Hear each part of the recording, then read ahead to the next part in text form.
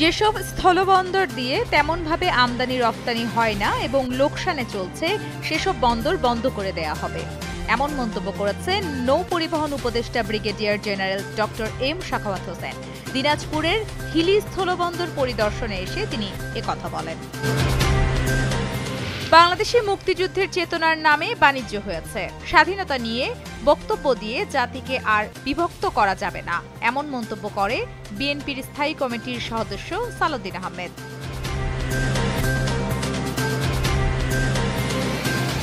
যারা পিআর পদ্ধতি নিয়ে গো ধরেছেন তারা সাধারণত নির্বাচন দেখে ভয় পাচ্ছেন বলে মন্তব্য করেছেন বিএনপির ভাইস চেয়ারম্যান শামসুজ্জামান দুদু। চুয়াডাঙ্গার নিজ বাড়িতে নেতাকর্মীদের সাথে মতবিনিময় শেষে সাংবাদিকদের প্রশ্নের জবাবে এ মন্তব্য করেন তিনি।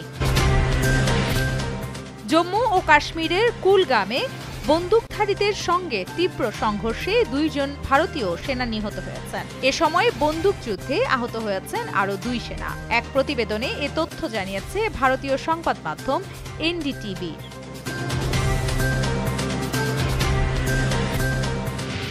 বাংলাদেশের পর এবার শ্রীলঙ্কার বিপক্ষে সিরিজ স্থগিত করতে যাচ্ছে ভারত।